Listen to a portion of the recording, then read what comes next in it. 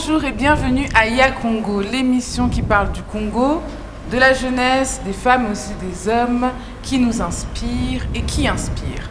Alors voilà, aujourd'hui, le Ya Congo est un peu particulier parce que j'espère être le seul homme sur le plateau. Je suis entourée de femmes, des femmes inspirantes, brillantes, remarquables. Moi, en tous les cas, je les porte en modèle et je suis sûre que, j'espère, ils pensent aussi. Effectivement, ce sont des femmes inspirantes qui sont porteuses d'ambition et ces femmes-là qui ont accepté bien entendu de nous honorer en répondant à notre invitation et nous aurons peut-être le bonheur et encore le plaisir de bénéficier de leurs interventions de haute facture, j'insiste bien, et ceux qui sont dans la salle mais aussi les téléspectateurs qui nous suivent de partout ne seront pas déçus. Pour ces deuxième volet de Moissi à Congo, c'est donc parti tout de suite là.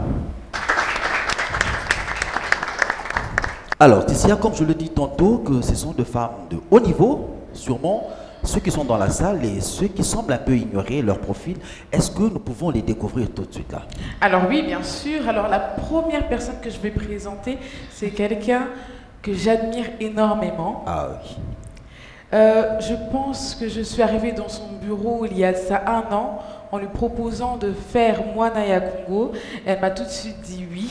Oui. Et depuis, franchement, je la harcèle en lui envoyant des histoires de ce que je fais parce que je l'aime bien. Elle est toujours réceptive.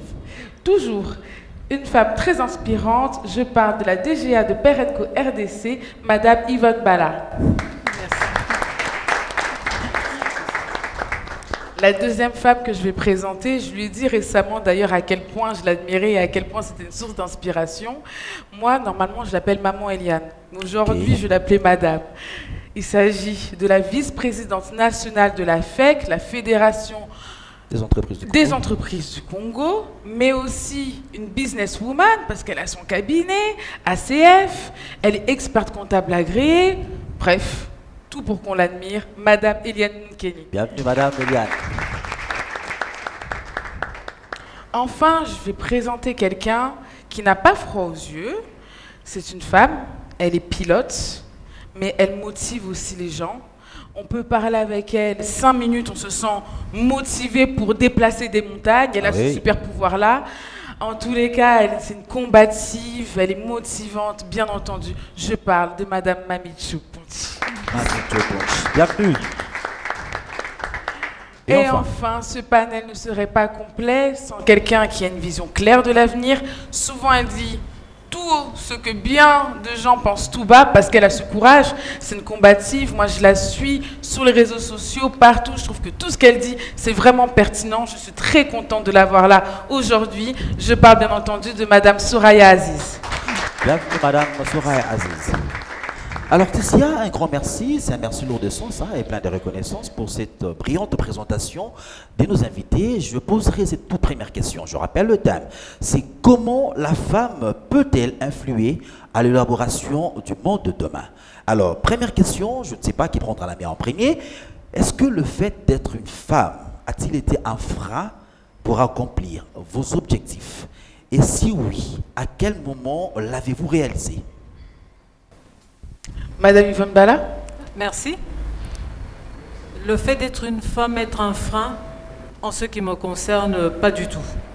Et lorsque je parle à mes collègues, à mes amis, je ne pense pas que cela est un frein et ça ne devrait pas être un frein.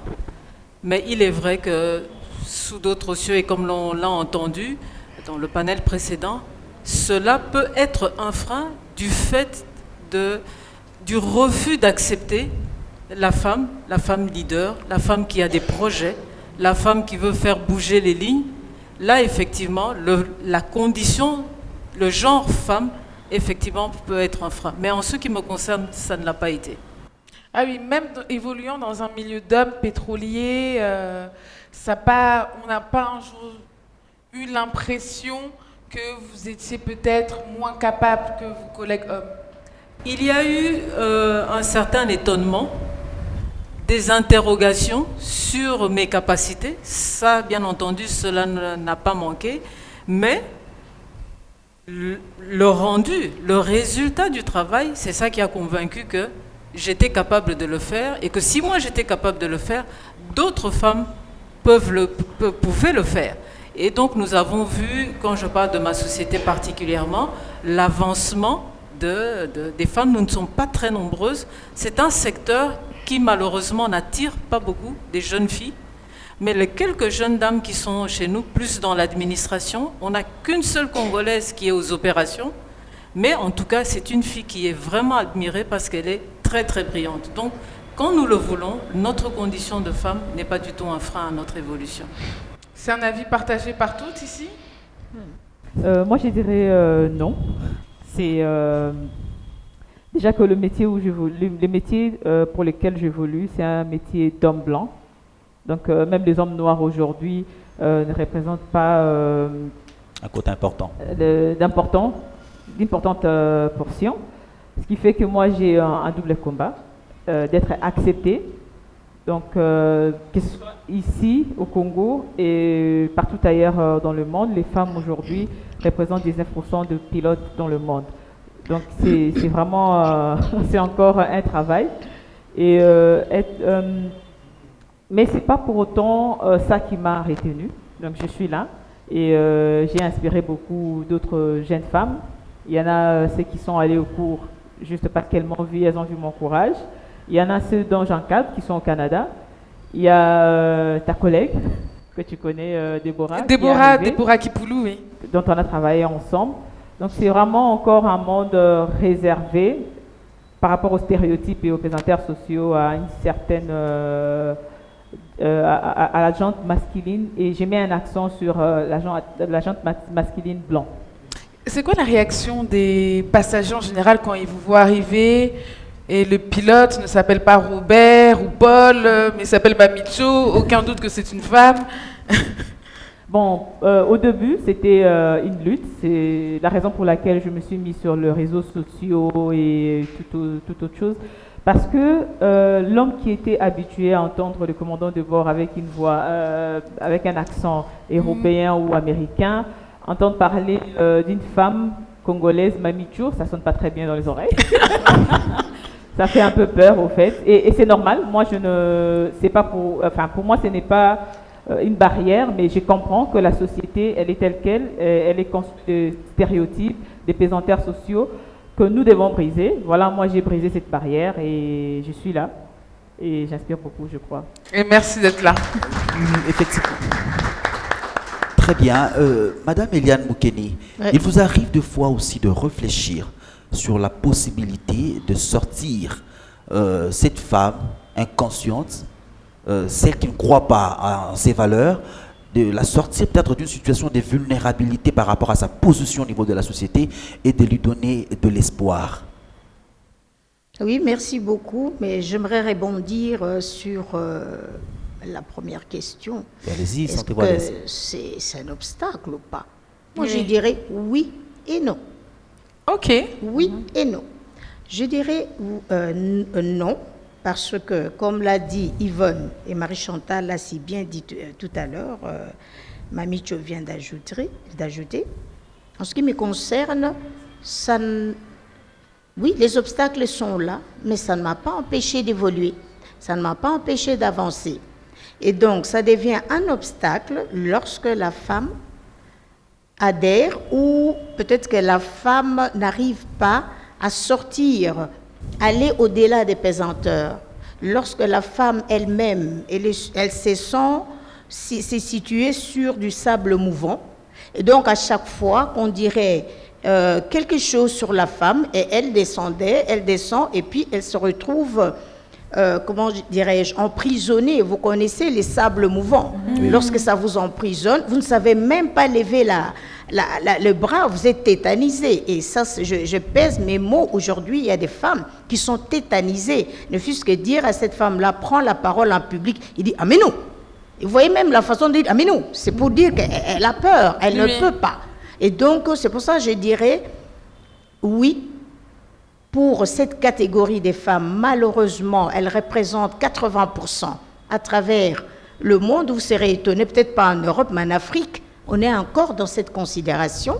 Et je dirais... En RDC, vous pensez que c'est 80% Ah ou oui, plus? ah oui, ah oui, en RDC, elles sont quand même, bien que les jeunes d'aujourd'hui, comme l'a dit Marie-Chantal, sont en train d'aller au-delà, osent, mais les pesanteurs, ils sont toujours là. Et donc, du coup, moi, je dirais pour nous, vous avez sélectionné, vous écoutez la catégorie des dames qui ont parlé avant, et nous, aujourd'hui, justement, on est sorti de là, et là, je reviens à votre question. Notre rôle, justement, c'est de démontrer à la jeune fille de demain que ce n'est pas un frein, le fait d'être femme.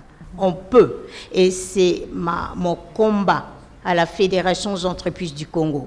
En 1996, lorsqu'on me prend pour devenir... membre de la FEC, c'est pour vous dire, moi, que vous voyez, ma première réaction était dit non, c'est un milieu d'hommes, ça ne me plaît pas. Pourquoi? Parce qu'à l'époque, comme je faisais rire les mamans tout à l'heure, je disais que j'étais la doyenne, et je me demande que si je ne suis toujours pas la doyenne du groupe, je disais à l'époque, lorsqu'une femme faisait les commerces, on la taxait de prostituée à Zandumba. Et donc, automatiquement, les jeunes filles qu'on était, on avait peur. On s'est dit non, quand on vous voit travailler dans un milieu entouré des riches de la RDC, on dit à Zandumba, automatiquement. Et donc, du coup, moi, c'est devenu pour moi un combat. J'entre au conseil d'administration de la Fédération d'entreprises du Congo. On était à 2 femmes sur 200 administrateurs à l'époque. Et puis avec les temps, Marie-Chantal est arrivée, Yvonne est arrivée, donc les femmes commençaient à venir petit à petit. Mais même aujourd'hui, on se bat pour mettre les femmes. Donc c'est devenu pour moi, pour répondre directement à votre question, pour moi c'est un combat. Mettre les femmes, plus de femmes au conseil d'administration. Cette année, j'ai réussi à mettre 7. Et donc c'est pour moi déjà une petite victoire, mais je suis contente. Ça s'applaudit. Et du coup, ça me fait rebondir à une question, et je me tournais vers Madame Soraya. On célèbre le 8 mars depuis très longtemps. Oui. Mais aujourd'hui, on se rend compte que pour beaucoup, le 8 mars, c'est mettre un pagne et se faire inviter au restaurant par monsieur. Est-ce que vous trouvez qu'il y a une évolution dans la célébration des droits des femmes, ou alors il y a des femmes encore qui se battent pour les droits? Qu'est-ce que vous pensez en fait de cette célébration du 8 mars et de son évolution? Je pense que c'est très important. Il y a plusieurs personnes, quand on leur dit bonne fête pour le 8 mars, elles disent il n'y a rien à célébrer. Je ne pense pas. Je pense qu'il y a beaucoup à célébrer. Nous venons de très très très loin. Il n'y a pas si longtemps, les femmes ne pouvaient pas voter dans des pays européens, des pays américains. Nous ne sommes pas passés par là, Dieu merci. Nous avons profité, nous avons hérité des combats d'autres femmes. Et je pense que la femme, particulièrement la femme africaine, a joué un très très grand rôle dans l'émancipation de la femme. On cite certains pays comme des modèles, par exemple en Norvège, les pays scandinaves, où les femmes jouent un rôle politique très fort, mais quand on regarde dans leurs entreprises, il y a encore des grandes inégalités, que ce soit en termes de salaire, que ce soit en termes de position de décision. Madame Mamicho en a parlé tout à l'heure, que ce soit dans certains métiers qui sont considérés comme par essence des métiers d'hommes. Moi, j'ai beaucoup évolué dans le monde des ressources naturelles, et je sais que là aussi, il y a très peu de femmes. Il y a bien sûr certaines femmes, et nous en avons vu, Madame Marie-Chantal, qui ont brisé les plafonds de verre, mais il y en a très peu autour d'elles. Et donc, je pense que c'est encore très important, non seulement de célébrer les victoires, mais de nous rappeler d'où on vient et qu'est-ce qui reste à faire dans le parcours. Parce qu'on peut remporter la bataille sur un certain point. Aujourd'hui, on a réussi à inscrire certaines choses qu'il y a peut-être 20 ou 30 ans, on considérait normales. Aujourd'hui, on les a inscrites dans les violences basées sur les genres. Mais ce sont des victoires que nous devons célébrer. Et il y a encore beaucoup de choses qu'on considère aujourd'hui comme étant normales, et quand on soulève, on dit non, Soraya, tu en fais un peu trop. Mais je sais que d'ici 10 ans, d'ici 15 ans, ces choses seront complètement inacceptables. Qui vous dit souvent, Soraya, vous en faites beaucoup trop? Des femmes ou des hommes? Les deux, parce que souvent les hommes, plus souvent les hommes que les femmes. Certaines femmes me disent que j'en fais trop, parfois parce qu'elles ne sont pas informées, mais parfois juste parce qu'elles ont un avis contraire.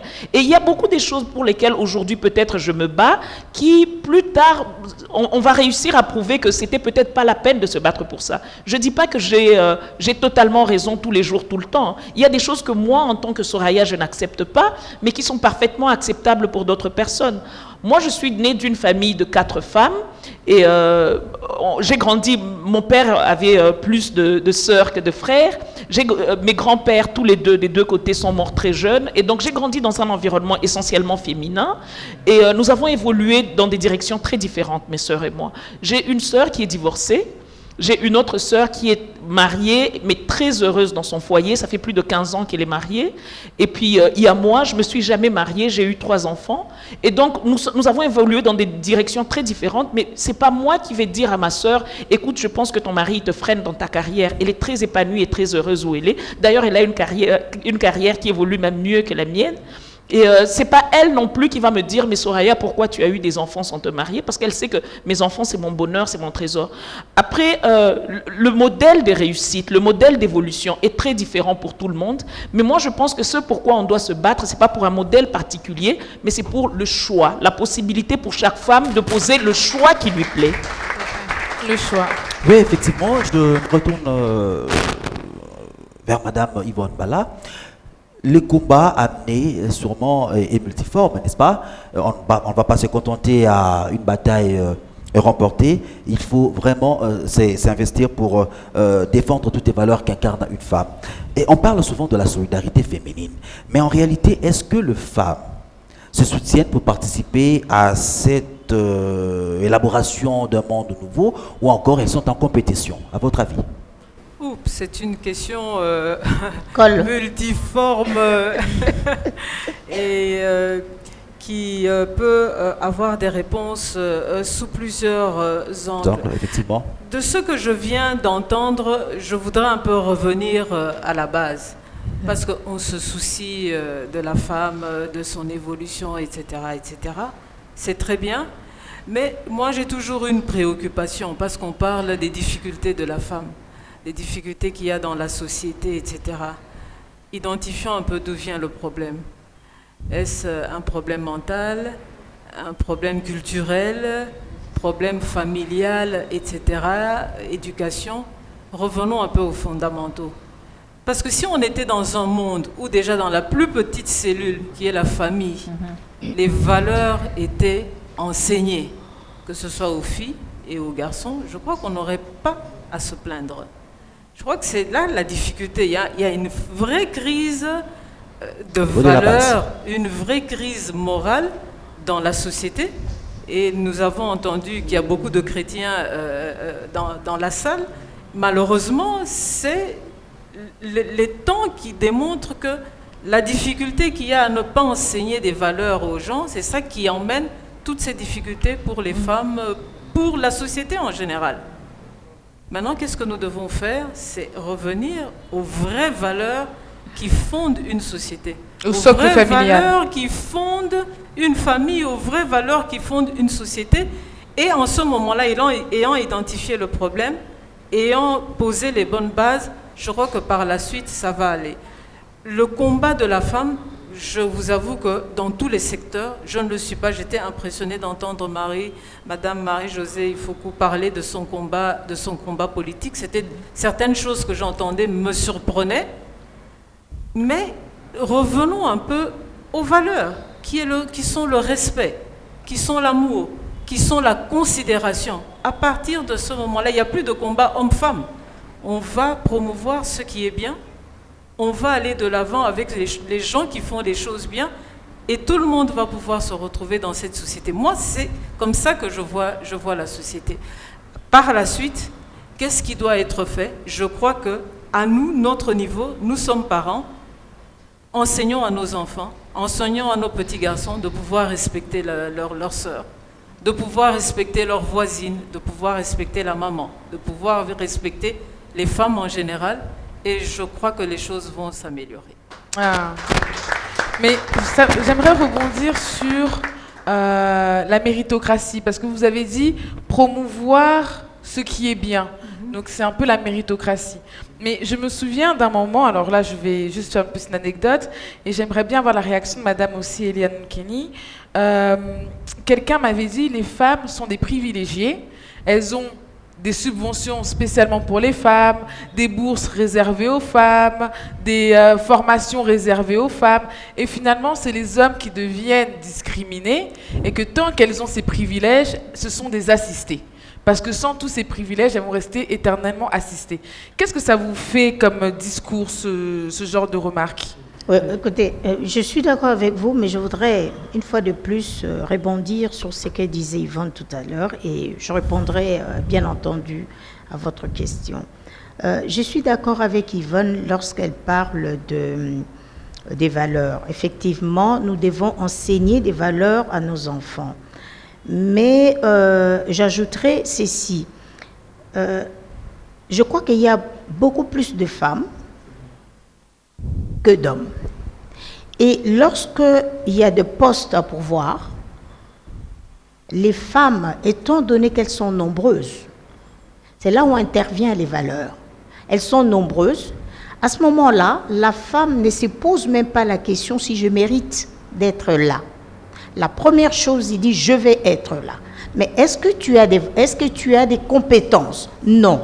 Parce que je suis une femme, je veux être là. C'est là où je suis tout à fait d'accord avec elle que nous, les mamans, lorsque nous formons les enfants, donnons les valeurs aux enfants. Le savoir mériter et la rédévabilité, quelqu'un l'a dit. Et comme on est nombreuses, et il y a des postes, les hommes veulent se battre parce que déjà, pas physiquement, croyez-moi, je ne suis jamais convaincue que physiquement, l'homme est plus fort que la femme. Non. Ah bon? Ah non. Je ne suis pas convaincue parce que j'ai déjà vu des femmes taper des hommes. Oh là là. Je vous dis, dans ma famille, vraiment, j'ai vu des choses et moi-même, j'étais tétanisée. Je dis, mais comment tu fais? Et il dit, je vais te montrer dans la technique. Oh là là. C'est pour vous dire que je suis d'accord, les valeurs d'abord, une chose, et deuxièmement, nous devons apprendre à mériter. Et c'est comme on est nombreux, les femmes, actuellement, j'étais quelque part où on parlait de 30%. Mais il faut voir, il y a des femmes, parce que son mari est responsable d'un parti politique, son mari a recommandé, lui-même et sa femme. Mais la femme n'a pas eu la décence de dire, mais non, moi, je n'ai pas les compétences. Ni. On va d'abord, et puis une fois de plus, nous allons apprendre. Et c'est comme ça la Fédération des entreprises du Congo, lorsqu'on a été reçu par le Premier ministre, heureusement, j'étais parmi les 7 hommes, et le président Yuma a mis l'accent sur la compétence. Que vous ne devez pas venir apprendre le travail sur l'État. Non, venez déjà avec ce bagage-là. Donc, je suis d'accord avec vous. La méritocratie, aujourd'hui, c'est un problème sérieux. Avec le principe, c'est pour ça que j'aime beaucoup la chanson Yo, Pe, Ba, Pe, Sa, Yo. J'adore cette chanson. Parce que ces gamins ont eu l'intelligence, vraiment, prenez le temps, analysez cette chanson, effectivement, jusqu'où il va démontrer que par moment, vous ne méritez pas, mais parce que vous étiez là, au moment où on partageait les gâteaux, vous dites que je dois avoir. Donc, voilà un peu mon entendement. Donc, vraiment, nous, surtout, je m'adresse aux jeunes. Vous êtes les mamans de demain. Apprenez déjà à donner les valeurs à vos enfants. Parce que lorsque j'observe les jeunes aujourd'hui, je sais voir une jeune fille qui a des valeurs. Non, ça se voit. Je vous dis, on n'a même pas à chercher. Lorsqu'elle parle, tu poses des questions, 2, 3, 4, tu dis non, elle a des valeurs et directement, vous la prenez et comme vous disiez, c'est mon combat. Et je fais du coaching, je donne des formations en coaching et donc avant, elle le sait. Et la première chose, je parle avec la personne, au bout de 30 minutes, c'est beaucoup, je sais qu'elle a des valeurs, elle sait ce qu'elle veut. On peut donner 10 000 $ à cet enfant, elle dira non. Parce qu'elle ne sait pas, pourquoi vous me donnez 10 000 $? Okay. Ça, c'est ce que nous voulons prôner. Nous, les mamans, vos grands-mères, mais vous, les mamans de demain. C'est ça. Effectivement, Mamécho Ponchi, merci beaucoup. Vous êtes dans un métier qui semble être à vue d'œil réservé aux hommes, comme vous l'avez dit tantôt ici. Mais qu'aimeriez-vous dire à ces jeunes femmes qui vous regardent et qui souhaiteraient aussi s'investir dans ce domaine-là? Je vais rebondir sur leur question. Allez-y, sortez-vous. Je pense qu'il faut c'était bien laisser une les question gens de rebondissement. rebondir, en fait. C'était une question Mais après, très je vais, intéressante je et je vais, pense que tout le monde a un avis. Alors, moi, je vois les choses différemment de mes aînés, ou peut-être d'une autre façon. Nous sommes dans une société, le Congo, après l'indépendance, depuis l'accession à l'indépendance à nos jours, la gente féminine en RDC n'a pas eu les mêmes chances que la gente masculine. On ne va pas se voiler la face. D'où ce ne sont pas des Voilà. privilèges. Voilà.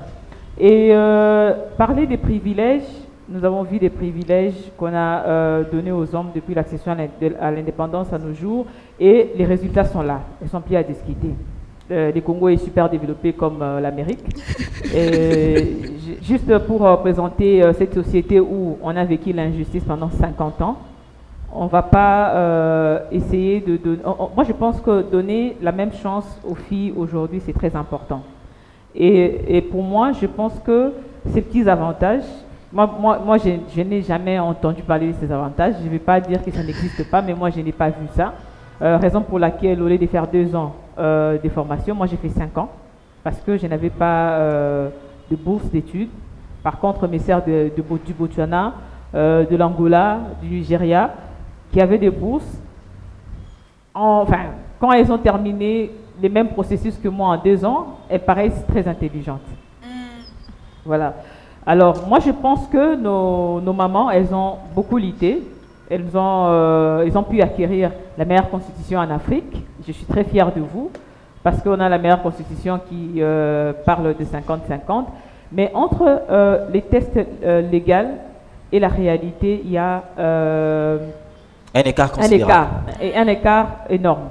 Alors moi, je pense, étant femme du STEM, j'adore les sciences, la technologie, l'ingénierie et les maths, je pense qu'on devrait changer peut-être la façon de faire et essayer de envoyer beaucoup plus de filles dans les STEM et mettre en place des politiques et des pratiques très positives dans ces sens. Pourquoi? La seule raison est que le Congolais, sur le 100% de Congolais, nous avons 52% de population femmes.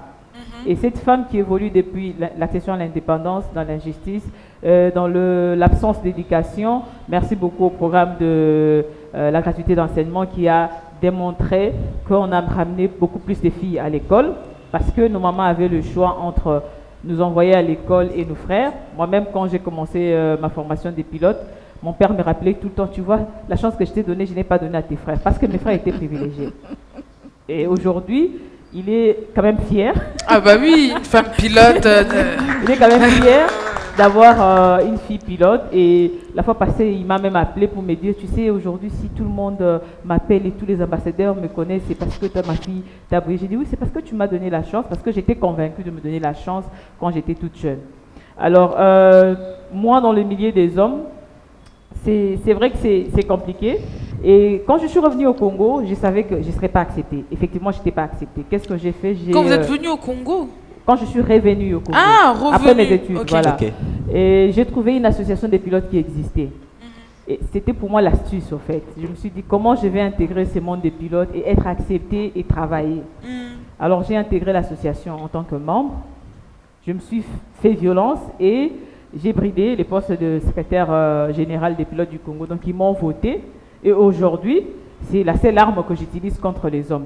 J'ai dit, si vous m'avez voté, c'est parce que vous avez reconnu en moi des capacités de manager. Donc aujourd'hui, vous avez intérêt à m'accompagner parce qu'après cette élection, j'ai quand même eu la chance d'avoir la connexion à l'international. C'est toujours bien parce que quand vous avez des frères à l'IFALPA qui vous donnent des informations, ça vous facilite Donc la pour tâche. vous, c'est pas un privilège. Mais je voyais Non. aussi Madame Soraya qui voulait réagir sur ce point. Est-ce que tous ces bourses et subventions qu'on peut donner aux femmes, ce sont des privilèges ou tout simplement ça permet à ce qu'on gagne du temps vu qu'on a été tellement longtemps mise de côté? C'est pas un privilège, c'est un droit, moi je vais dire, parce qu'il y a eu un déséquilibre en termes d'égalité de chance qu'on est en train d'essayer de corriger aujourd'hui. Par contre, ça devient un privilège quand on accède à cette bourse simplement par le seul fait d'être femme, et particulièrement quand on est la femme de tel ou la concubine de tel, ça devient un privilège indu. Et là, ce sont des exceptions, nous n'allons pas rentrer dans les exceptions, mais la règle est qu'il faut rétablir l'équilibre qui a été rompu dès le départ. Alors, dans cette lutte pour l'accession des femmes à des positions de force, il y a plusieurs paramètres que nous devons regarder. On ne peut pas toutes regarder sous le même spectre. Moi, mon leadership, c'est un leadership qui est assis dans le milieu rural. C'est surtout pour les femmes des milieux ruraux que j'ai travaillé. Et quand on regarde dans le milieu rural, le leadership de la femme, il est plus affirmé, je vais dire, que dans les milieux urbain. Oui. Quand on vient avec un projet de développement, c'est plus facile de trouver une association des femmes déjà structurée, c'est plus facile de trouver des femmes qui savent exactement ce qu'elles veulent, c'est très facile de trouver des femmes qui peuvent vous référer à d'autres femmes qui sont des leaders. Il y a une grande solidarité féminine qui existe à ce niveau-là. Alors, le combat de la femme en milieu rural n'est pas le même que le combat de la femme en milieu urbain, qui parfois doit se battre au jour les jours pour sa survie économique et qui n'a pas le temps pour la survie associative, le temps de se regrouper avec d'autres femmes. La deuxième chose, un autre outil qui est mis en place en dehors du système des bourses et de ces privilèges, entre guillemets, le système de quotas. Quand on dit sur 100%, il faut 30%, il y a des gens qui n'aiment pas ce système, mais on en a parlé tout à l'heure, c'est pour rétablir un équilibre. Pour moi, c'est une mesure transitoire. Après, il y a la méritocratie, et ça, c'est l'idéal. C'est l'idéal parce que moi, je pense que les femmes sont aussi intelligentes que les hommes et que donc, si on laisse les choses avancer naturellement, on aura autant de femmes que d'hommes. Mais il y a un poison insidieux dans la méritocratie, c'est-à-dire quand une femme échoue, on colle l'échec de cette femme à toutes les autres femmes, alors que quand un homme échoue, cet échec lui appartient à lui tout seul. Et donc, on va dire, voilà, on a donné aux femmes l'Assemblée nationale, regardez ce que Mabunda a fait. Mais qu'est-ce qu'elle a fait ? Et puis pourquoi ce qu'elle a fait me concerne? On a donné la chance à Perenco, on a mis un DG femme, regardez ce qu'elle a fait de Perenco. Mais qu'est-ce qu'elle a fait? Et puis pourquoi ce qu'elle a fait me concerne? C'est vrai que moi j'ai très envie de la regarder et de voir et d'émuler ce qu'elle a fait, c'est bien, mais après j'ai tout à fait le droit de me dissocier d'elle et d'avoir ma propre expérience personnelle qui est une expérience, un parcours très différent. Je suis née d'une famille différente, j'ai été élevée par des parents différents, j'ai eu des chances différentes dans mon parcours et donc je ne vois pas pourquoi les hommes surtout vont coller les échecs d'une femme qui a échoué à toutes les femmes, mais les réussites d'une femme qui a réussi, on va dire, tu vois elle comment elle est, pourquoi tu ne peux pas être comme elle? Ah, très bien. Madame Eliane Monkeni, si la méritocratie doit être l'idéal, quelle doit être la finalité du combat de la femme? S'imposer ou encore se faire accepter tout simplement? Comment vous dites, c'est un Je disais tantôt, est-ce que le combat de la femme, la finalité de ce combat-là doit être son imposition dans la société ou encore se faire accepter tout carrément? Je dirais simplement se faire accepter. Parce qu'on est dans une société pour être accepté. Parce que si vous n'êtes pas accepté, quel que soit, comme disait Soraya, quelle que soit votre intelligence, à un moment donné, ça devient frustrant. Et de travailler dans un milieu où on vous met des pots de banane à tout moment, et ce n'est pas intéressant. Tout à l'heure, lorsqu'on parlait d'expérience, moi je travaille aussi, je suis expert comptable, commissaire aux comptes, auditeur. C'est un métier d'homme. Il n'y a pas beaucoup de femmes. Aujourd'hui, on a agréé le métier, parce que dans le temps, on travaillait en désordre. Maintenant, il y a une loi, le métier d'expert comptable, n'importe qui ne peut plus signer expert comptable. J'étais membre de la commission, toute première commission que le président avait mis en place à l'époque de Kabila pour agréer les premiers experts comptables. Mais j'étais choquée. On était à 11, j'étais la seule femme. Et lorsque les dossiers venaient, à un moment donné, les présidents, parce que c'était le président, c'est un juriste de tribunal, je crois que ça devait être de grande instance, automatiquement, par jour, quand on avait 100 dossiers, et il me disait, Eliane, je sais que tu ne seras pas contente. Vous serez étonnée, sur 100 dossiers, il y avait peut-être 3 dossiers de femmes. Et les 3 dossiers, parce que le membre, on nous donnait à chacun un tas de dossiers qu'on devait analyser pour venir défendre à la commission. Et on m'a donné que des dossiers des femmes. Et là, je reviens à la question qu'on a posée à Marie Chantal tout à l'heure ou au panel précédent, de chercher à savoir pourquoi les femmes ne sont pas solidaires. Mais croyez-moi, je vous jure, les 3 dossiers qu'on me donnait, c'était médiocre.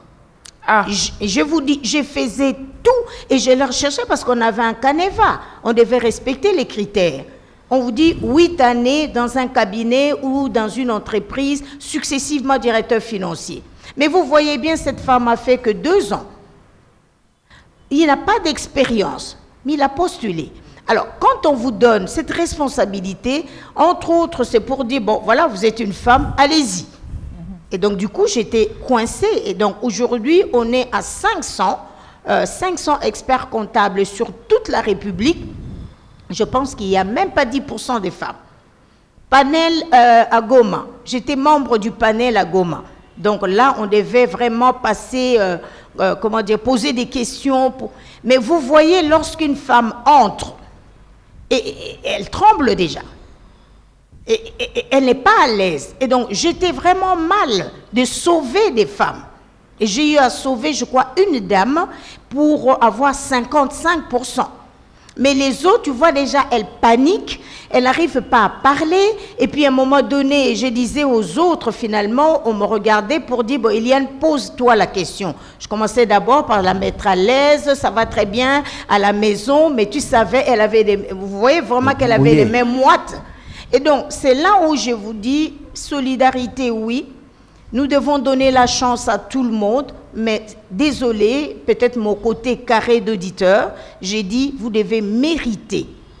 On donne la bourse, vous devez mériter. On veut engager, vous devez mériter. C'est pas parce que vous êtes une femme, malheureusement, partout où j'ai été, je disais toujours aux dames, regardez le panel, je suis la seule femme, mais moi, je veux prendre des personnes. Je vais vous raconter une petite anecdote. La demoiselle qui est là-dedans, elle est mon assistante. Où est-ce que je l'ai trouvée? C'était un test que la fondation Eisenhower a eu à lancer pour recruter des jeunes, donner des petites bourses. Eh bien, je me suis retrouvée une fois de plus dans le panel. Il y avait plusieurs hommes. Elle est entrée dans la salle.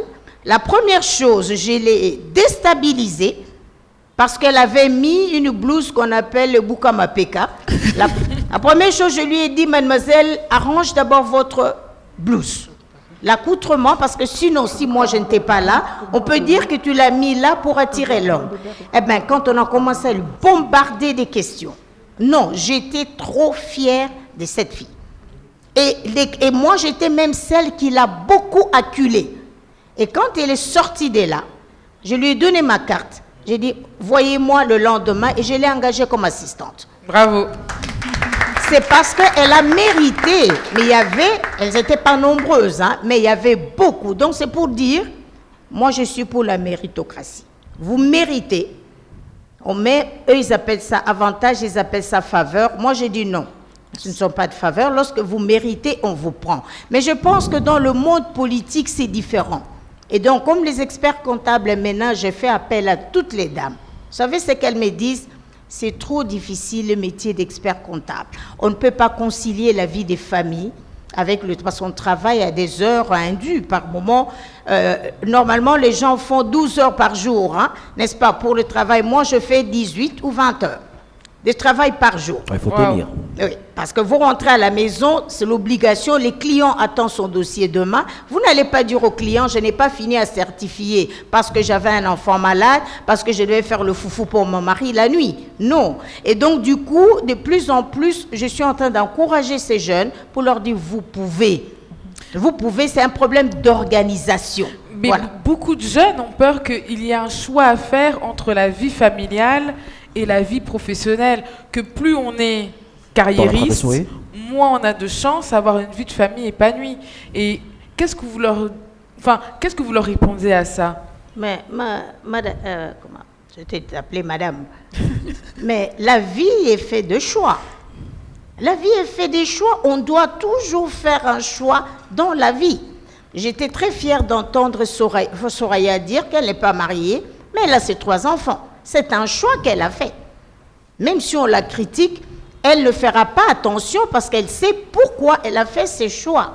Et donc, lorsque vous ne pouvez pas, parce que j'ai une amie qui m'a dit un jour, elle a étudié, cette fille, elle était brillante à l'école, vraiment, elle a toujours eu, même à l'université. Elle était même plus brillante que moi. Mais elle est maman au foyer. Alors, je lui dis, mais qu'est-ce qui t'est arrivé? Est-ce que c'est ton mari? Et je suis même allée voir son mari pour vous dire. Je lui ai dit, mais c'est quoi ton problème? Pourquoi mon ami? Le mari m'a répondu par une question. Et toi? C'est ton mari qui t'a demandé de chercher du travail? C'est lui qui a cherché du travail pour toi? C'est lui qui t'a poussé? Non. J'ai dit à ma femme une chose. Tu fais tout ce que tu veux, mais mes enfants doivent être bien élevés, bien instruits. Et elle a fait le choix, elle a senti que sa capacité de faire les deux était moindre. Elle a préféré rester, mais je ne peux pas la condamner. C'est un choix. Donc, je pense que concilier, c'est un choix. Moi, je ne peux pas dire que j'ai choisi la bonne. Parce qu'enfant, déjà, comme quelqu'un qui a dit sur le plateau ici, c'est un problème toujours de l'éducation qu'on donne à nos enfants. Je savais que je serais expert comptable parce que mon père était comptable et j'allais l'aider. Et il m'a dit, toi, tu vas faire plus. Tu vas aller plus loin que moi. Donc, c'est une passion que j'ai depuis que je suis enfant. Et donc, voilà pourquoi je l'ai choisi. Et le mariage ne m'empêche pas de le faire. Très bien. Yvonne Bala, il vous est arrivé une fois...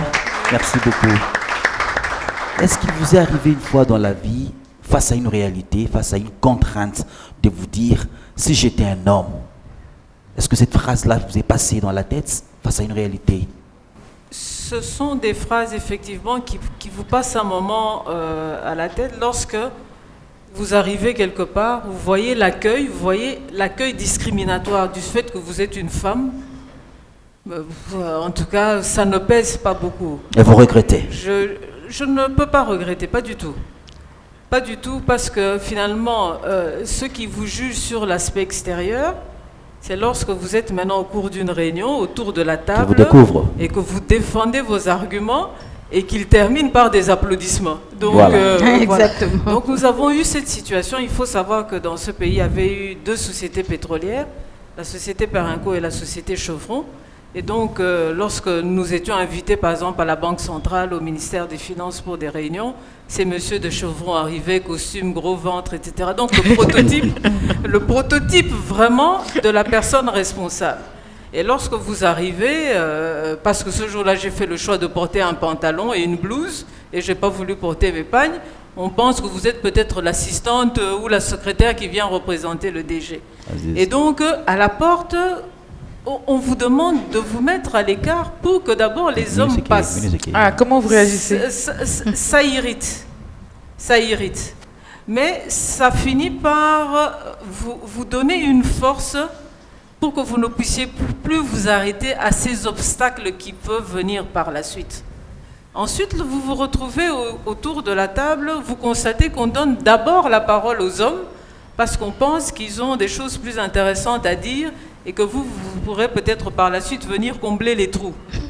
Et finalement, on se rend compte que vous avez un argumentaire parfois plus intéressant que celui des hommes. Donc, je le dis souvent, ça commence dans sa tête, ça commence à l'éducation, l'assurance que l'on a. Oui. Il faut savoir qu'on ne naît pas avec l'assurance. Non. Cette assurance, ça vient avec le temps. Autour de nous, moi, l'assurance que j'ai, je l'ai eue d'une de mes nièces. Vous savez, en Afrique, on a parfois des nièces qui sont plus âgées que les tantes. Une de mes nièces, c'est celle qui m'a dit, si tu crois en ce que tu fais ou en ce que tu dis, eh bien, il faut le dire avec conviction. Elle me l'a dit, je ne me lasse pas de rappeler aux autres, il faut avoir la conviction et dire les choses avec conviction et assurance, et il faut aller. Mais, bien entendu, pour dire ces choses, il faut avoir une connaissance. C'est pour ça qu'on revient toujours à la base. Il faut une instruction, il faut une éducation. Instruction, ce n'est pas nécessairement aller à l'université, non. Instruction, c'est parfois se former seul. Moi, je suis responsable du département juridique dans mes attributions, mais moi, je n'ai pas fait le droit. Mais moi, je sais me défendre avec des juristes, parce que parfois, on pense que moi, je suis une licenciée en droit. C'est cela qui a attendu non seulement des garçons et des filles, et c'est comme ça qu'on peut bâtir quelque chose de bon, de solide, et ne pas perdre son temps dans les combats, et aller vers la construction d'un monde meilleur. Ok. Voilà, parce que parfois, vous savez, lorsqu'on se lance dans le combat, on est toujours dans la répétition des mêmes choses. Bâtissons sur des choses qui vont pouvoir nous aider les filles, aider les hommes, aider la société à aller de l'avant. Ah, bravo, ça s'applaudit. Le 8 mars de chaque année, le monde entier célèbre la femme, nous. Cette année, c'est sous le thème « Le leadership féminin pour un futur égalitaire dans le monde de la Covid-19 ». Je suis chef d'entreprise depuis plusieurs années déjà, et dès mes premiers pas dans l'entrepreneuriat, j'avais l'ambition d'exploiter autrement notre terre. Mon rêve était de cultiver et fabriquer le meilleur café, 100% bio, 100% made in Congo, pour le bonheur de tous les Congolais et de tous ceux qui aiment le bon café. Malgré les découragements, aujourd'hui, dans la commune de Mongafula, dans notre plantation de café, ici à Kinshasa, nous avons déjà quelques hectares. Mon nom est Tissia Mukuna. J'ai eu le courage de fonder une société qui produit le meilleur café cultivé et fabriqué ici à Kinshasa, le café La Quinoise. Déjà disponible dans tous les supermarchés de Kinshasa et bientôt dans tous les supermarchés de notre si beau pays. Alors, vous avez compris? C'est toute une histoire derrière votre tasse de café. Savourez la quinoise, le plaisir du vrai café, 100% naturel, 100% congolais. Dernière question peut-être. Je voulais en fait avoir la réaction un peu de tout le monde sur ce que Madame Soraya avait dit, sur le fait que quand on est une femme, on commet une erreur, on va critiquer toutes les autres femmes. Mais quand une femme fait quelque chose de bien, on dit « Ah oui, c'est elle, elle est différente ». Vraiment. Comme si finalement elle était différente parmi toutes ces femmes un peu nullardes. Du coup, je voulais avoir un peu la réaction de tout le monde parce que vous êtes toutes des femmes qui inspirent. Donc, vous êtes toutes des exemples quelque part. Je suis sûre, il y a déjà quelqu'un qui a dit « Tiens, j'aimerais bien être comme Mamie Michel, bien, j'aimerais bien avoir la carrière de Madame Yvonne ou être comme Madame Eliane ou encore avoir la carrière de Madame Soraya. » Donc là, on vous prend en tant qu'individualité, mais vous avez sûrement dû commettre des erreurs aussi quelque part. Et là, on a dit, bon bah voilà, ça c'est les femmes. Alors qu'est-ce que vous en pensez? Quelle est un peu votre réaction par rapport à ça? En 30 secondes peut-être? Oui, si on fait un Très petit tour rapidement, comme en ça. 30 secondes. Ouais. Ok, je vais rebondir et puis passer à la question. Très Maman rapidement. Eliane et Maman Yvonne, peut-être que vous m'avez pas compris. Je suis pour et j'ai toujours défendu l'excellence. Si je suis aujourd'hui aux commandes chez Congo Airways, c'est parce que j'étais parmi les femmes qui ont demandé un test avant d'adhérer dans une compagnie aérienne. Et je défends ça. Je suis, les pilotes, ils peuvent témoigner. Moi, je défends l'excellence. Mais moi, je rentre toujours sur les constructions sociales et les injustices qui existent. L'injustice de la présence des femmes dans le domaine des sciences, technologies, dans le poste des prises de décision, cette injustice existe. Si aujourd'hui on va même parler, si on essaie de faire, moi j'ai parlé en termes des statistiques, en République démocratique du Congo, nous avons 150 pilotes dans l'association des pilotes du Congo et nous avons 4 femmes. Wow. Comment faire pour renverser la tendance, voilà, oui. pour combler cet écart? Donc on a 0,04% des femmes dans le pilotage au Congo. Mais on vous connaît toutes en général, il Voilà, n'y a que 4 mois. les 4. Et est-ce que les 4 femmes peuvent être solidaires? C'est difficile. Elles le sont? C'est difficile. Je ne vais pas dire on essaye, mais c'est très difficile. Pourquoi? Parce que il y a les pilotes, sachant que si les 4 se réunissent, elles vont fournir un travail considérable. Moi, quand je suis arrivée, on mettait du poison, on était à 2. Moi et ma grande sœur Guéda, que j'ai beaucoup de respect, qui est d'ailleurs propriétaire de sa compagnie aujourd'hui. Madame Guédayav. Voilà, Guédayav. Tu sentais que les gens venaient te dire, elle est comme ça, elle fait ça. Ah, on essaie de monter les uns contre les autres. Et autour de nous, qui construisaient cette mauvaise, enfin, qui amenait les mauvais venins, c'était les hommes. Et c'est vraiment difficile dans une société où il y a de l'injustice, de parler de la méritocratie, moi je pense. Parce que même moi, quand je suis arrivée, j'avais passé les tests, c'était excellent, j'ai fait les simulateurs, j'avais réussi. Mais revenu au pays, en formation en ligne, on m'a démontré, on m'a même donné une lettre. La lettre existe pour dire que ma place n'était pas dans les avions, je devais être secrétaire dans un bureau. Et j'ai fait les secrétariats pendant 2 semaines. Ah, vous avez accepté quand même. Et j'ai beaucoup de respect pour les secrétaires parce que 2 semaines, c'était suffisant pour moi pour you know, exploser. Alors, dans ces milieux où il y a des injustices, nous devons parler plutôt des bonnes pratiques et de politique. J'estime que on veut bien l'excellence, mais il faut mettre en place une politique d'accompagnement. Comme Maman Eliane le dit très bien, une femme qui a 2 ans de comptabilité, quand Maman Eliane a son dossier, moi je pense qu'elle doit les inviter et les conseiller de faire les 8 autres années qui restent pour qu'il y ait beaucoup plus de femmes comptables. Et il faut peut-être mettre en place, c'est ce que moi je demande, mettre en place il faut qu'on se des parle mécanismes, plus, qu'il y ait plus de solidarité féminine et qu'on dialogue. Et dire que la solidarité n'existe pas si elle existe. Moi, quand on m'a stoppé de mon vol, j'ai fait 6 mois. J'avais les soutiens de toutes les femmes à l'époque. Les femmes m'ont même mis sur le programme La Pépinière. C'est ce qui a fait peur, au fait, parce que tout le monde parlait de Mamicho. On ne pouvait plus écraser Mamicho. Du coup, on a trouvé, ils ont dit qu'ils ont fait un programme spécial pour moi. Je le crois. Je le crois. Donc, ils ont mis en place un programme spécial pour m'accompagner, ce qui est faux. Parce que j'ai peut-être fait 6 mois de formation pendant que les autres ont fait 2 mois. Et je suis fière parce que pendant les 6 mois, moi, j'ai maîtrisé l'avion que je vole. Je ne dis pas totalement, mais j'ai quand même maîtrisé. Alors, c'était juste pour rebondir sur ce que Maman Yvonne et Maman Eliane disaient. J'aime l'excellence, mais on ne peut pas se voiler la face qu'en RDC, l'injustice existe. Je crois qu'on est tous d'accord sur ce point-là. Et il faut trouver des mécanismes. Moi, je vais même appeler ça des discriminations positives pour qu'il y ait beaucoup plus de femmes. Parce qu'un Congo où les femmes représentent 52% de la population, si on ne met pas en place ces politiques, on peut avoir des dames excellentes comme on le veut, on ne va pas arriver. On ne va pas arriver. Est-ce que Soraya Aziz, partagez-vous le même avis ou bien vous avez encore quelque chose à ajouter?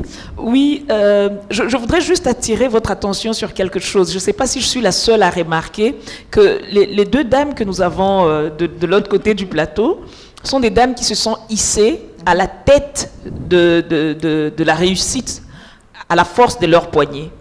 On ne leur a pas fait de cadeaux, elles se sont battues pour arriver là où elles sont. Par contre, nous 2 ici, c'est vrai que nous nous sommes aussi battus pour arriver où on est, mais nous revendiquons plus. C'est-à-dire, nous voulons que le système change. On veut que ça ne soit pas toutes les femmes qui aient à se battre avec leur propre force pour arriver au sommet. Nous voulons que le système en soi devienne un système qui favorise autant les hommes que les femmes. Plus solidaire. C'est-à-dire, oui, elles ont mené un combat qui a tracé une route que nous sommes en train de suivre avec fierté, mais en même temps, cette route qu'elles ont tracée doit s'élargir pour que plus de femmes puissent en bénéficier, pour que les femmes n'aient pas à se casser les dents pour arriver au sommet. Oui, je suis entièrement d'accord, à vrai dire, j'applaudis ça. Je suis entièrement d'accord. J'aimerais rebondir, parce qu'on a beaucoup bondi aujourd'hui, sur ce que Soraya a dit. Vous savez, je vais peut-être vous surprendre. Moi, je suis souvent étonnée quand j'entends la difficulté des femmes pour pouvoir aller de l'avant. Moi, j'ai pas beaucoup souffert, j'ai pas eu à lutter, hein. Ou parce que vous êtes trop forte, vous ne vous rendez pas compte? Non, au-delà, en fait, j'arrive à la conclusion que c'est le mental ou l'éducation de l'interlocuteur ou de la société dans laquelle, société, entreprise, administration, etc., dans lequel on évolue, qui va faire qu'on va aller de l'avant ou pas, avec ou sans difficulté.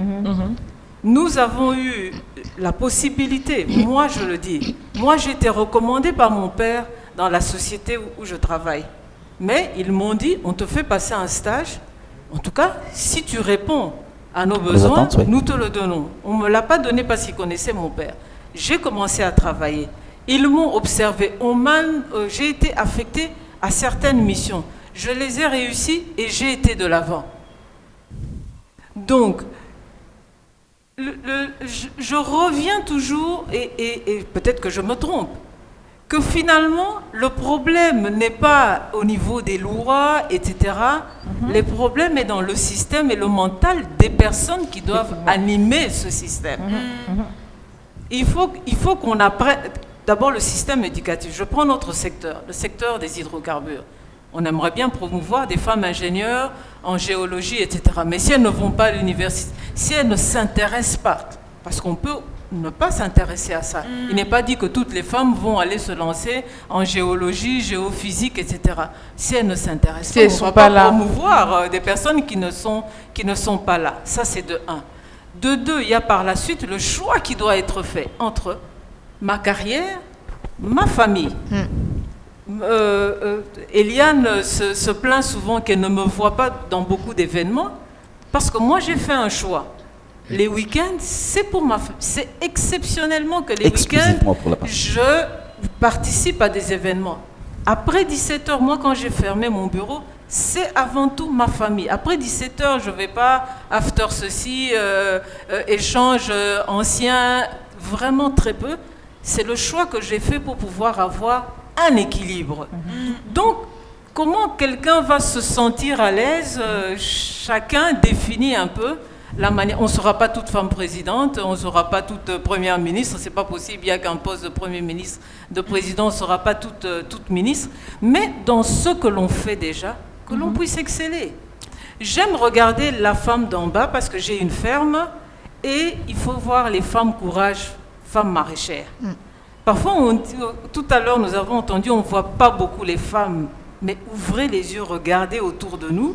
Ce que les femmes qu'on considère les femmes d'en bas font, c'est extraordinaire. C'est ça le modèle. C'est ça qui nous donne le courage, nous, à notre niveau, de pouvoir tenir ferme et de pouvoir aller de l'avant. Donc, nous avons identifié la difficulté. Il est vrai qu'on ne va pas résoudre la mentalité africaine. Ça, il faut changer nos coutumes, etc., etc. Mais déjà, si dans ce que nous faisons, nous le faisons très bien, c'est tout à l'honneur de la femme. Wow. Voilà.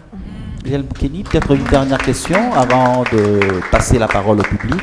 Oui, je dirais tout à l'heure, Soraya l'a dit, vous voyez, les courants passent tellement facilement entre nous deux parce que nous sommes de la même génération peut-être. C'est normal. Donc, c'est quand elle dit, moi je ne fais qu'à rebondir. Voilà. Oui. Et donc, je suis d'accord avec elle. Effectivement, si je dois parler de moi-même, je n'ai pas eu un parcours si difficile. Non, du tout, pas du tout. Et comme vous dites, nous avons balisé les chemins. Mais on ne peut pas élargir. Vous savez, par moment, lorsque c'est trop large, c'est plus intéressant. Il faut que ça reste comme ça. Et on s'y faufile. Lorsque vous arrivez, il y a l'excellence, n'est-ce pas? D'ailleurs, il y a une expression française qui dit « à vaincre sans péril, on triomphe sans gloire ». Donc aujourd'hui, si on est là, on est en train de parler, vous avez entendu Marie-Chantal qui est de notre génération, parce que les autres sont jeunes, de notre génération, on peut dire aujourd'hui, on est fiers parce que c'est vrai qu'on a balisé le chemin.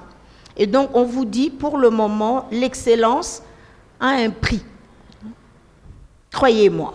Et donc, si vous ne souffrez pas, vous venez, vous entrez, on vous met. Je connais l'histoire de plusieurs femmes jeunes ou de notre âge qu'on avait pris comme ça. On dit, vous êtes ministre, vous êtes PDG, vous êtes ceci. Et puis, à un moment donné, on n'est pas tellement contente. Je vais vous dire encore quelque chose. Je crois que Marie-Chantal et moi, c'est pour cela, elle et moi, on se rencontre toujours. Je suis président du conseil d'administration d'Orange RDC. Figurez-vous, on était en compétition, elle et moi. Oh. Ben oui, on avait 2 femmes, n'est-ce pas, et 2 hommes. Et la France, le français, pour ton information, a eu du mal à nous départager. Parce qu'on était les 2 meilleurs. Pas les deux, parce que moi, après, je suis allée le voir. Je ne savais pas c'était qui les personnes avec qui on avait compétit. Puis finalement, on m'a parlé de Marie-Chantal et j'ai rigolé. Et il dit, on a eu du mal. Les 2 hommes, c'était facile à éliminer. Mais par contre, nous 2, c'était très difficile. En fait, aujourd'hui, tout ce que j'ai gagné par rapport à Marie-Chantal, c'est tout simplement parce que j'étais expert comptable. C'est tout. Mais en termes de valeurs, expérience, comment dirais-je, intégrité, tout était parfait, nous 2. Et donc, comme il y avait un problème d'ordre financier qu'il fallait résoudre, donc du coup, ce n'est que là où j'ai eu peut-être 0,5% par rapport à elle. Et donc, c'est pour vous dire, non, ne nous demandez pas, les petits-enfants et les enfants, ne nous demandez pas d'élargir la route. Il faut se La battre. route,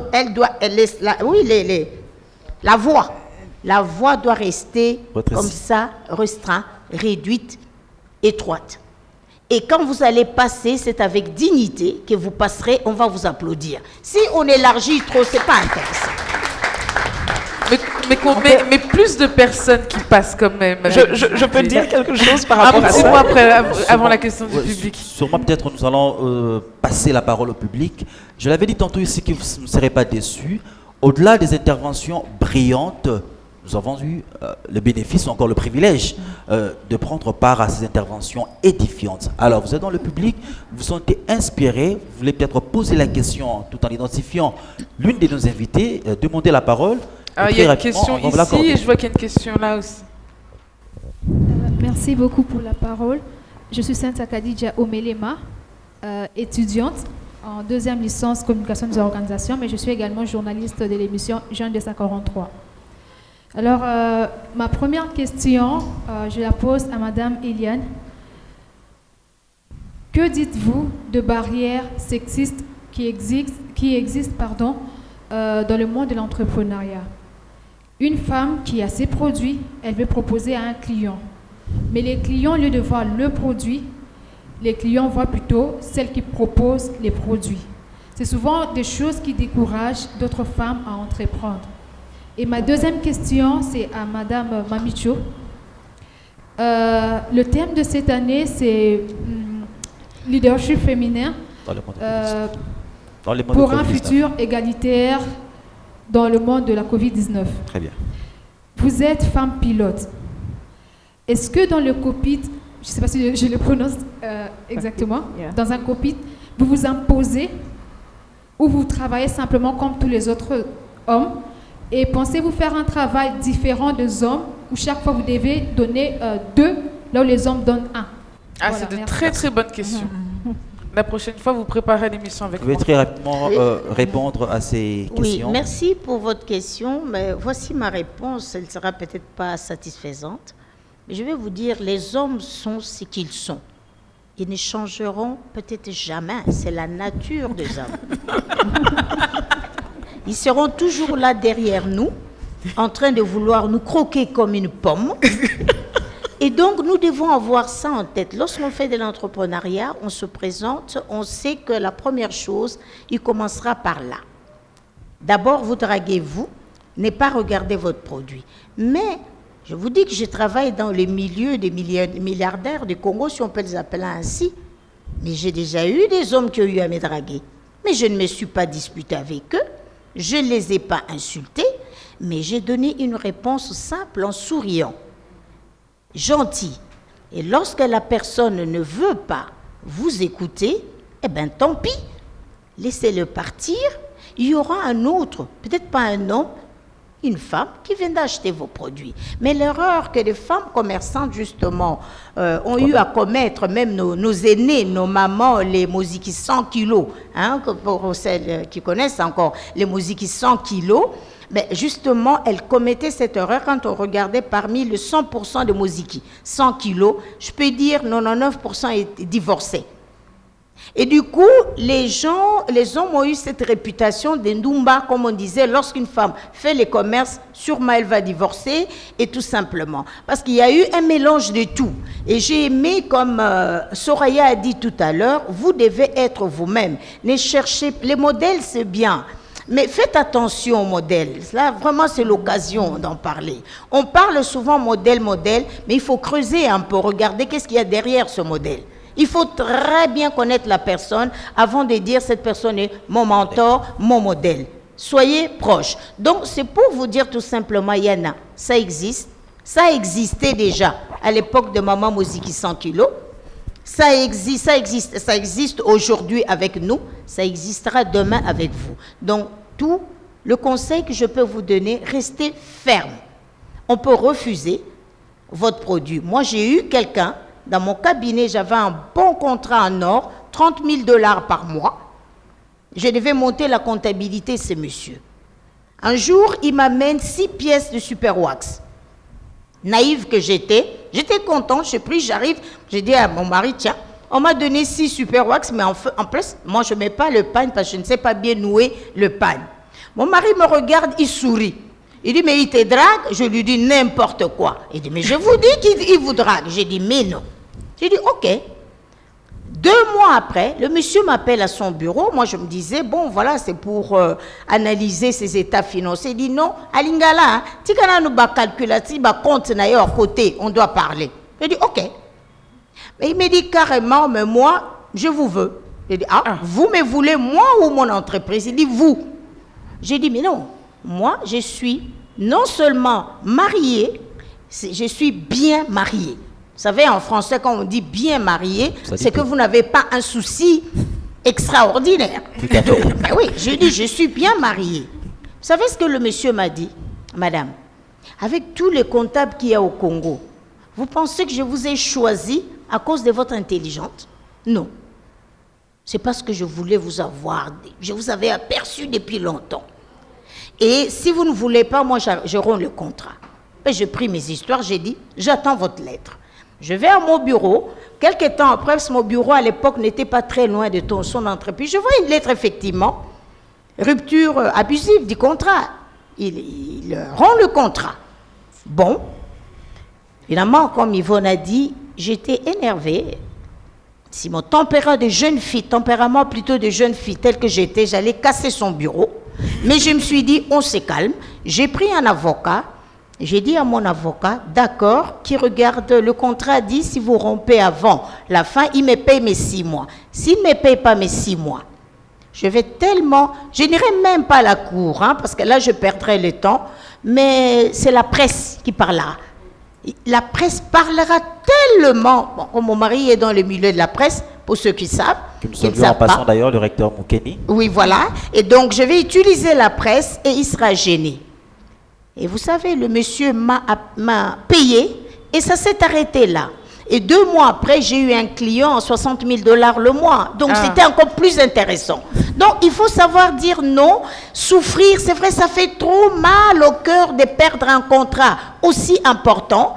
Mais lorsque vous restez ferme, demain, ça va aller. Et j'ai gagné en respect. Oui. Parce que je suis restée pas égale à moi-même. Aujourd'hui, à la FEC, j'étais avec elle, Marie-Chantal, ils savent qui est Eliane. Donc, ils m'embêtent. Les hommes ne m'embêtent pas. Croyez-moi, je suis tellement moche qu'on ne me drague pas. Mais ils ont compris. Voilà. Mamicho, oui, par rapport à, est-ce qu'il faut faire 2 fois plus d'efforts pour être respecté? Moi, on me l'a dit, au fait. On m'a toujours dit que toi, pour la même chose, tu devais faire 2 fois. Et je ne m'arrête pas. Ça ne m'a jamais arrêté.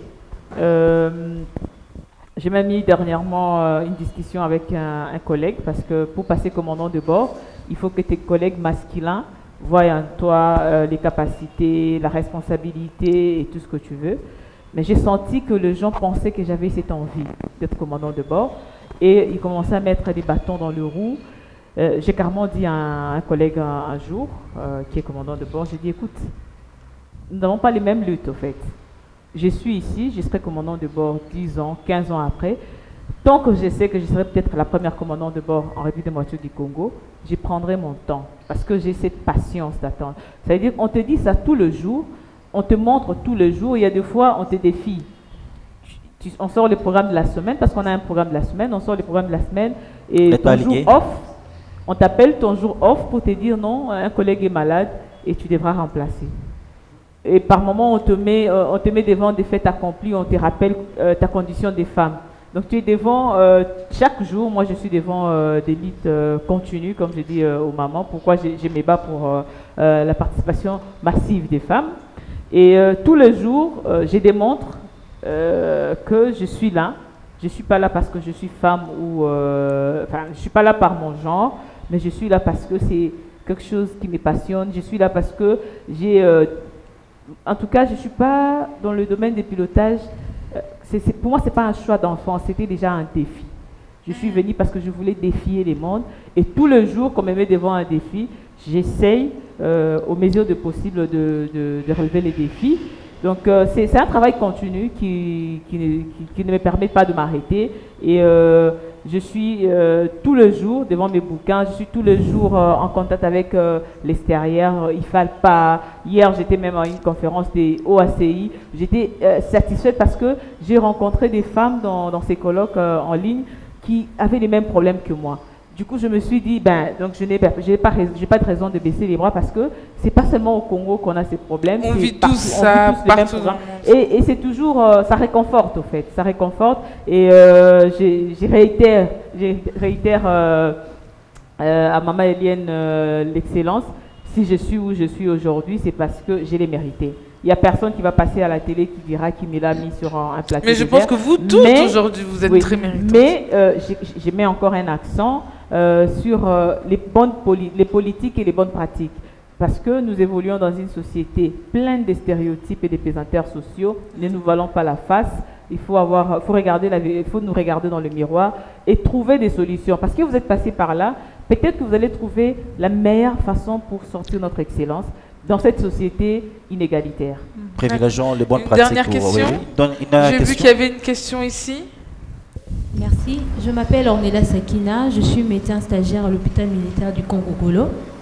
Alors ma question serait à toutes les femmes qui sont là, c'est de savoir un peu, de voir un peu le combat, là où on est aujourd'hui. Parce qu'on ne parle plus du fait de faire juste un plaidoyer, parler justement, mais il est question de prouver qu'on est capable de faire. On a vu tous à la télé que la première dame est partie voir le Premier ministre pour plaider au fait qu'on ait 30%. Comment jugez-vous cet acte au fait? Moi, je trouvais ça un peu illogique, moi. Je me dis, on n'est plus là. On est capable de prouver qu'on peut le faire et les premiers ministres doivent tenir compte de ça. Il n'est plus question d'aller lui dire qu'on peut le faire alors qu'il voit qu'on peut le faire. Vous trouvez ça aberrant que quelqu'un négocie nos 30% alors que ça devrait être naturel? D'accord. Comment vous pensez, comment vous trouvez cet acte? Super, je pense que ça sera même la question de conclusion. Hein. Oui. Très bien. Ok, si je peux répondre à Madame Sakina, il paraît que les Français ont décidé qu'il n'y ait plus de mademoiselle. Même les bébés qui viennent de naître, madame, il paraît. Mais je peux vous dire, non, moi je ne trouve pas ça aberrant. Je trouve que nous devons continuer à... Vous savez, on dit la répétition, c'est la mère de la science. Okay. Parce que ce que la première dame a fait, moi je l'ai fait avant elle. J'ai dit la même chose au Premier ministre, les 30%. Je suis parmi, on est avec Mamito, le groupe de femmes qu'on appelle les femmes d'exception, que le président de la République reçoit tous les 3 mois. Au fait, il n'y a pas de secret. Il nous reçoit pour nous écouter et mettre en pratique. Nous avons fait plusieurs recommandations et ça a marché. Il y a des femmes qui ont été nommées ministres, dire Kaba par-ci, par-là. Le premier gouvernement, c'est à cause de notre plaidoyer. Et donc, il faut répéter. Parce que, si je vous dis la réalité, tout à l'heure, on a appris que le président, je crois, a renvoyé la liste plus de 2 fois. Parce que la liste qu'on présente, même les partis politiques, il n'y a que 2 hommes. Et quand vous voyez des femmes, c'est leurs sœurs ou leurs cousines. Voilà. Effectivement. Et donc, du coup, on est dans un monde où on est tellement tous occupés qu'il faut répéter. Vous, à la maison, vous ne rappelez pas à papa, même si c'est votre droit. Nous tous, nous rappelons à nos maris, à nos frères, à nos... Il faut toujours rappeler. Et je trouve que nous allons continuer. Dès qu'on aura atteint 30%, on va revendiquer les 50%. Et pourquoi pas 60 sur 30. Un avis que semble partager Aziz Soraya. Tout à fait. Moi, je pense que tant que la lutte n'est pas remportée, ça ne sert à rien de baisser les bras. C'est important qu'on continue à se battre. 30%, 50%, on n'a même pas 20%. Donc, même si elle avait dit 20%, ça serait déjà un pas en avant. Je pense que la lutte n'est pas finie. Et comme je l'ai dit tout à l'heure, comme je l'ai dit tout au long de l'émission, la lutte est multidimensionnelle. Donc, il ne suffit pas que les femmes rentrent en politique pour que la lutte soit remportée. Il y a le côté entrepreneuriat, il y a le côté leadership social, leadership religieux, dans la famille. La lutte est vraiment multidimensionnelle et on n'est pas près de l'avoir finie. Mais on continue à se battre. Tout à fait. Il n'y a rien à ajouter. Votre mot de la fin par rapport à cette entrevue? D'abord, je vous remercie pour cette invitation. Merci. Il est intéressant de pouvoir échanger sur les difficultés que les femmes connaissent et d'avoir un retour d'expérience de ces femmes qui viennent de divers milieux. Tout ce que je peux recommander, et de toutes les façons je me recommande à moi-même, c'est de pouvoir prendre à bras le corps et avoir un peu plus d'attention sur l'évolution des femmes, le bien-être des femmes, qui sont non seulement dans ma société, mais qui sont aussi autour de moi, ma fille, mes voisines, mes cousines, parce que je crois que le bien-être de la femme, c'est le bien-être de la famille, le bien-être de la famille, c'est le bien-être de la société. Alors, Abencho. Déjà, je suis honorée d'être sélectionnée parmi les femmes exceptionnelles que j'ai eues dans le panel parce que pour moi, la petite fille de Mbujima, il y a 16 ans, je ne pouvais pas m'imaginer me mettre autour d'une table et discuter l'avenir d'un État. Là, j'ai fait un appel. Moi, je suis femme dans les STEM et nous sommes pratiquement nous sommes à 12% représentés au travers du monde. Et aujourd'hui, pour qu'il y ait un Congo développé, vous avez besoin des femmes des sciences, vous avez besoin des femmes dans la technique, vous avez besoin des femmes en ingénierie, vous avez besoin des femmes des maths pour faire les statistiques. Alors j'invite les jeunes filles, les jeunes femmes, les petites sœurs, les mamans à la maison, de parler de science, de présenter des modèles, comme Maman Eliane a dit modèle, pas seulement, quand on parle d'un modèle, ça ne veut pas dire que cette personne est parfaite. Quand on parle d'un modèle, il faut considérer que c'est un humain avec des défauts. Donc, si on vous présente un modèle, ne cherchez pas à savoir est-ce qu'elle est mariée. Je ne suis pas mariée, je suis célibataire et très heureuse. Et tu cherches un candidat, c'est bien. Donc, j'invite beaucoup de femmes dans la science en tout cas, vous avez tous Internet et tout ça. Essayez de vraiment vous investir. Il n'y a que 12%, donc on a besoin de plus ou moins 38 pour atteindre les objectifs de développement durable en 2030. Et la RDC n'est pas encore construite. J'étais choquée d'apprendre encore dernièrement que la forêt de Yagabi, c'est la forêt la plus dense du monde. Et j'ai transporté des espaces pour les Amina Kisangani pour aller visiter la forêt de Yagabi. Pendant que moi, j'ai survolé tout le jour la forêt de Yagabi. Je ne m'étais même pas rendu compte que c'était une forêt la plus dense. On ignore beaucoup notre pays. Et j'invite les femmes à venir dans les sciences pour découvrir ce qu'on a en RDC parce qu'il y a encore des choses à découvrir. Merci Très bien. Nous sommes arrivés au terme de cette entrevue. Moi, je dirais que je suis l'homme le plus heureux. Je le réitère encore une fois de plus parce que j'ai été abondamment édifié par ces interventions extrêmement brillantes. Sûrement, j'aurai de quoi dire à mes sœurs, à mes filles, à mes prochaines filles, s'il faut le dire ainsi, des conseils importants pour leur devenir. C'est ça, je pense que nous avons peut-être fini. Alors oui, je voulais d'abord dire merci. Et puis surtout, notre prochain rendez-vous, cette fois-ci, tu ne seras pas le seul homme, je serai la seule femme. Et d'ailleurs, c'est moi qui vous suivrai. C'est ça, ça sera Mobali Congo. Merci de nous avoir suivis. Merci à nos invités. Merci à Madame Yvonne Bala. Merci à Madame Eliane Kenny. Merci à Madame Soraya Aziz. Merci à Madame Mami Choponchi. Merci à vous, le public. Merci aussi aux téléspectateurs et à nos sponsors, notamment la salle Son et Lumière, B1 TV, Robank, la Bianca, Komodo Productions et la Quinoise. Merci au revoir. Beaucoup, au revoir.